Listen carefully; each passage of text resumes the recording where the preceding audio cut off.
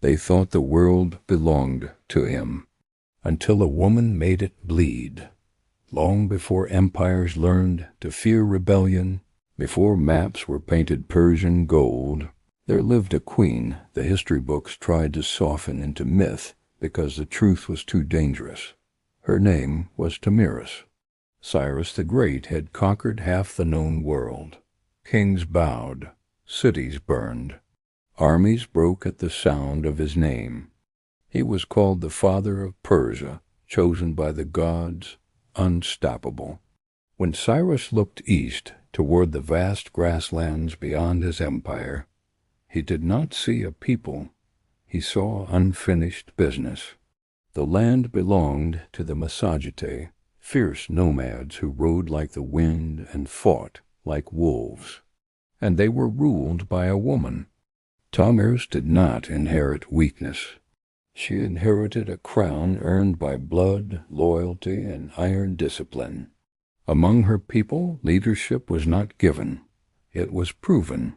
She commanded warriors who lived on horseback, archers who could kill at full gallop, and soldiers who did not fear death because death was a familiar companion. Cyrus sent messengers first, not threats offers, marriage, alliance, protection. He wrapped conquest in silk and called it love. Tomyris saw through it instantly. She refused him.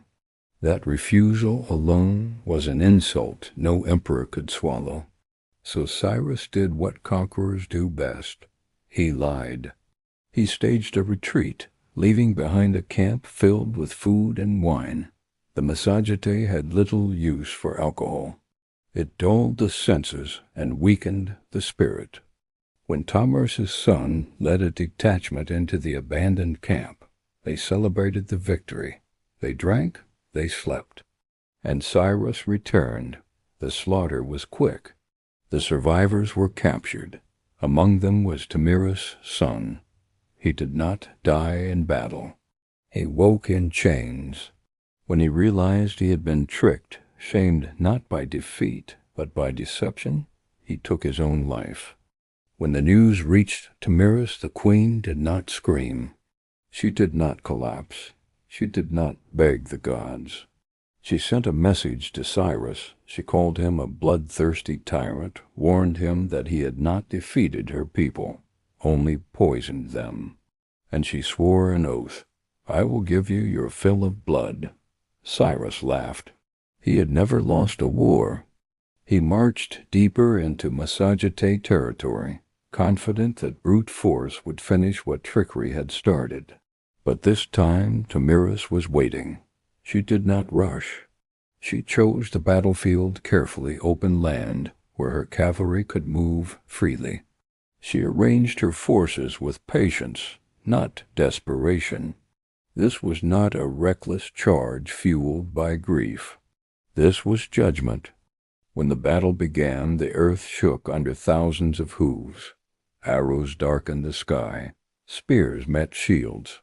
The Persians, trained for siege and formation, struggled against warriors who attacked from every direction, vanishing and returning like ghosts. This was not the war Cyrus was used to. The Massagetae did not break. They did not retreat. They closed in. And in the chaos, the impossible happened.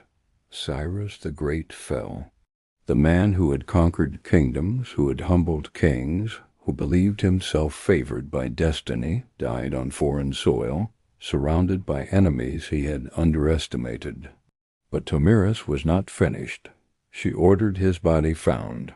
Legend says she had his head cut off and placed into a wineskin filled with blood. Holding it before her warriors, she spoke to the dead emperor. "You thirsted for blood. Drink your fill.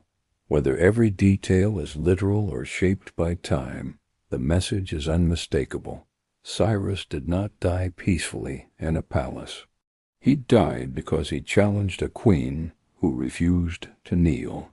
Tomyris did not conquer empires. She did not build monuments. She did not seek glory beyond her people's freedom. But she did something far rarer in ancient history. She stopped the unstoppable.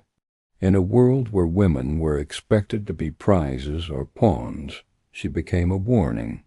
Her story spread not because she was gentle, but because she was victorious. Empires rise. Empires fall. And sometimes history remembers the woman who stood in their way and said no.